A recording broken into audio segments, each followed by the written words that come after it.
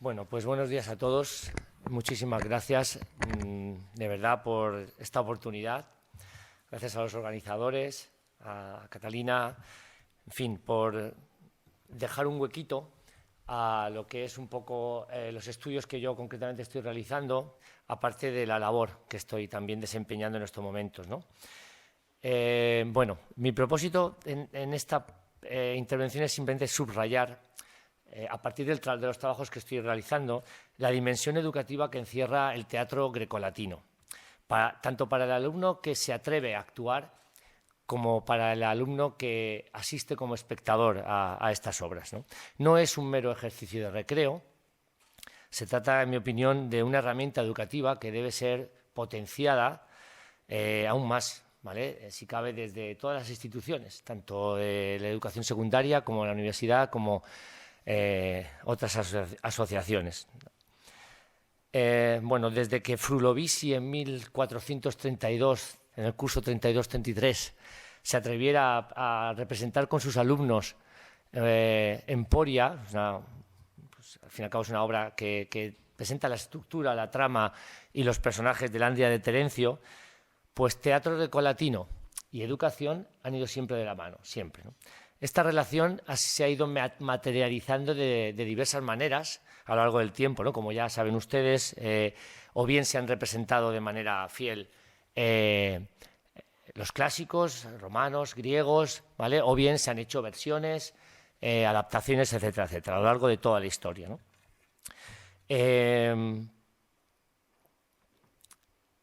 Claro, esta conexión ha sido tremendamente útil y fértil, productiva, ¿no? Porque hasta tal punto que en el siglo XV y XVI pues contribuyó enormemente a la consolidación de una comedia humanística, un teatro universitario potente, cuyos autores, algunos de ellos, fueron pieza clave en el teatro del siglo de oro, ¿no? Por tanto, es una relación, como decimos, muy estrecha, aunque haya habido épocas, que no la ha recordado Catalina, ¿vale?, en las que aparentemente se haya interrumpido, ¿no?, sobre todo debido a prejuicios ideológicos, religiosos, estéticos incluso, ¿no? Bien, sobre esto precisamente trata parte de la investigación que estoy llevando a cabo en estos momentos, ¿de acuerdo? Bien, esta especie de sinergia entre teatro, educación y cultura clásica, ¿no? Bueno, que el teatro puede conmover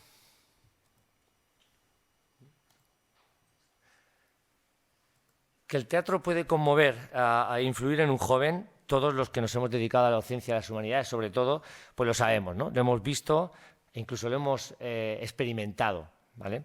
Un egregio ya esto del mundo del teatro y galardonado no hace mucho, Juan Mayorga, y muy sensible además con el teatro clásico, recordaba en una conferencia dada en 2011 en la Fundación Marc, Teatro y Cartografía, cómo le cambió sustancialmente la visión del arte, cuando se le, entre comillas, obligó, ¿vale?, como estudiante a asistir, creo que estaba en el antiguo segundo de BUP, actual cuarto de ESO, a ver Doña Rosita la soltera.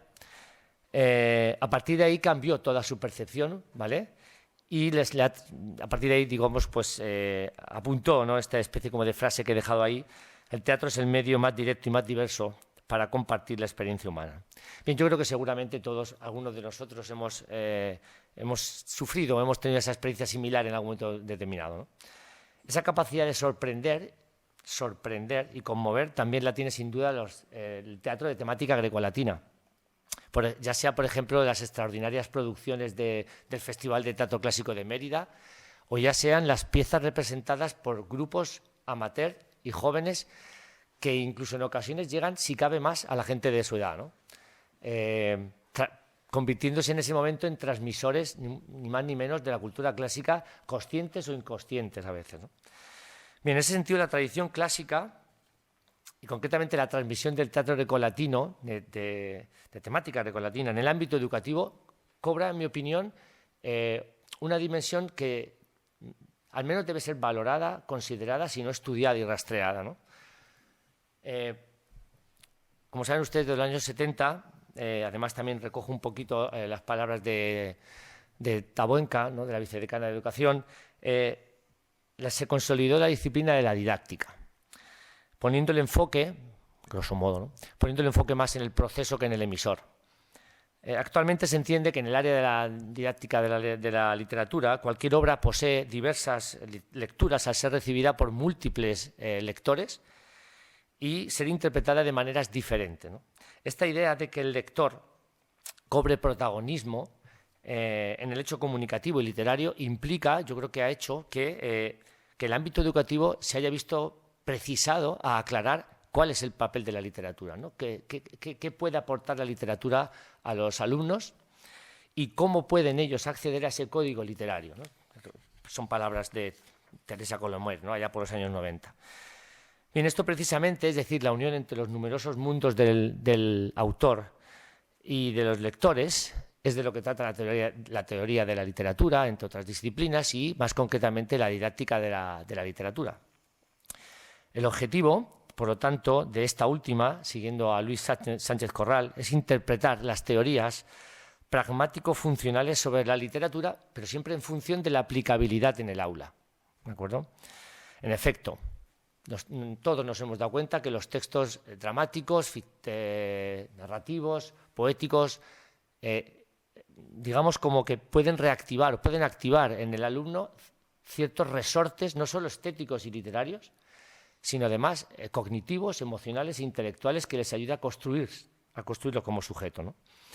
La tarea de la didáctica de la literatura es pues profundizar en esos textos y en esos mecanismos y analizar esos aspectos educativos que, digamos, entran en juego, ¿no? Sobre todo en el ámbito del teatro o en el área del teatro.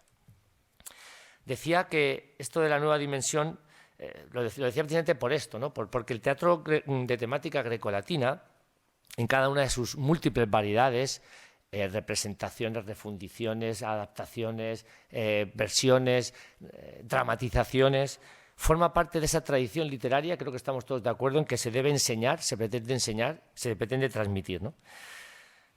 Y de hecho contribuye, y eso también lo sabemos, de manera importante y básica en la educación humanística de nuestros alumnos. En absoluto les es lejano y les es ajeno, ¿vale? Sobre todo, además, si se tiene en cuenta esta perspectiva de la didáctica, digamos, que pretende poner el enfoque más en ese proceso, ¿no? Por ejemplo, el eterno dilema, que todavía sigue abierto, de la adaptación de los clásicos, ¿de acuerdo? De alguna manera, con esta visión, con esta perspectiva, quedaría en parte superado, porque en el momento en el que digo que quedaría superado en el momento en que en la transmisión del texto clásico tenemos en cuenta cómo lo hacemos llegar a nuestros alumnos, qué objetivo pedagógico perseguimos, qué público tenemos delante, qué código utilizamos para ello, ¿de acuerdo?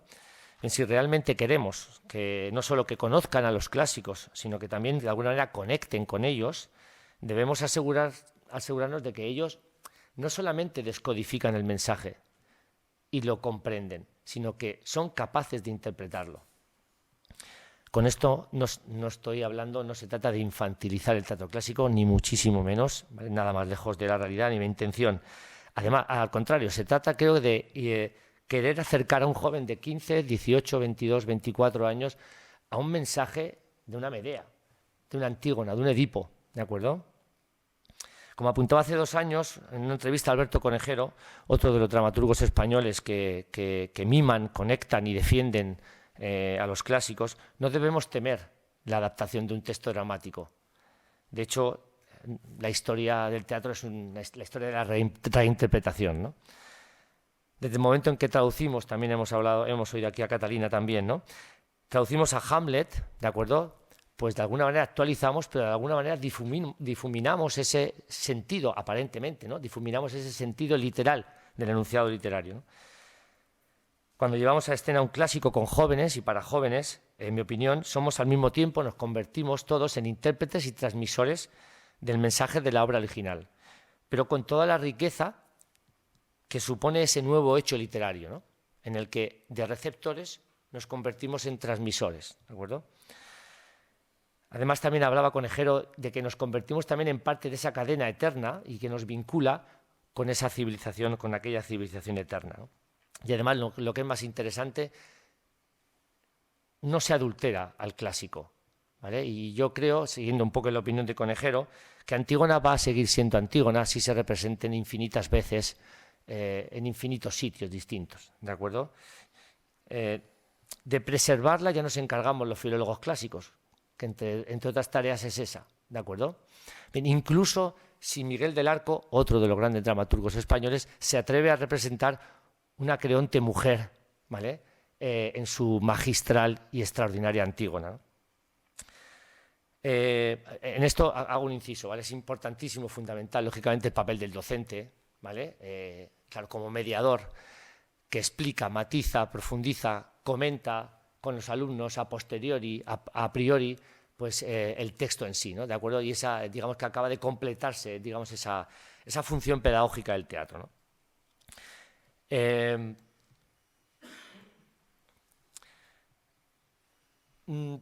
Precisamente Conejero, esta conferencia de la coludía también dejaba abierto ese debate sobre la reinterpretación de los clásicos, ¿no? En la que defendía la idea de que, pese a todo, el teatro es siempre presente. Este pensamiento, el teatro es siempre presente, yo creo que me parece muy certero en la línea de esta presentación. ¿De acuerdo? Bien, en definitiva mi intervención no viene más que a destacar, resaltar, subrayar, potenciar la enorme contribución del teatro clásico grecolatino en el ámbito educativo hoy en día, ¿no? Esta recorre transversalmente, de un modo particular, varias materias. También nos han recordado los grados en los que puede afectar todo esto, ¿no? Latín, griego, literatura, filosofía, historia, etcétera, etcétera. Y desde una visión general viene a enriquecer competencias varias y básicas, ¿no? Como la comunicativa, la literaria, la competencia de expresión cultural, etcétera, etcétera, ¿no? Que son competencias clave, ¿no? Como digo. Y de verdad que hay un mundo abierto de posibilidades, ¿de acuerdo? Gozamos de buena salud, yo siempre lo comento con los que hablo, ¿no? Desde el citado Festival de Mérida para asistir como espectadores y maravillarnos ante esas producciones, hasta nuestro certamen provincial de teatro grecolatino, ¿vale? Que crece año a año, ¿de acuerdo? Y la que, bueno, pues desde aquí también lanzo un poco la idea de seguir potenciándolo y seguir explorando incluso otras variables, ¿no? Bueno, en fin, si queremos que nuestros alumnos valoren y quieran ir al teatro, en definitiva, si queremos que adquieran una competencia literaria notable, debemos seguir estudiando el modo, ¿de acuerdo? La fuerza, la atemporalidad, el peso moral, el prestigio de los clásicos todavía tienen tirón entre los jóvenes. En definitiva, como decía Ignacio Mestoy en su libro, magistral libro, Siempre la tragedia griega, ¿vale? Es el eterno retorno a los clásicos, ¿de acuerdo?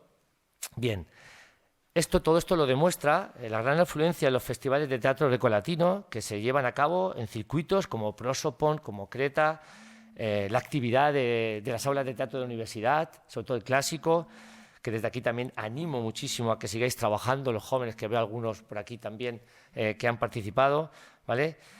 Y además debemos aprovechar ese ambiente festivo, lúdico, directo, joven, que ofrece el teatro, ¿de acuerdo? Debemos aprovechar esa especie como de fuerza que sigue teniendo este género, ¿no?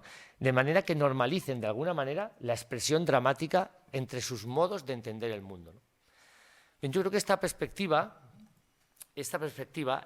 digamos que puede facilitar o puede servir de plataforma, es decir, el teatro, creo que en estos momentos, el teatro de temática grecolatina y otros, por supuesto, sirve de plataforma idónea para el acceso a la literatura, que al fin y al cabo, digamos que es un poco para lo que estamos aquí, los docentes y los investigadores, ¿no? Para contribuir con nuestro granito de arena en esa formación del alumnado, tanto preuniversitario como universitario. Muchísimas gracias.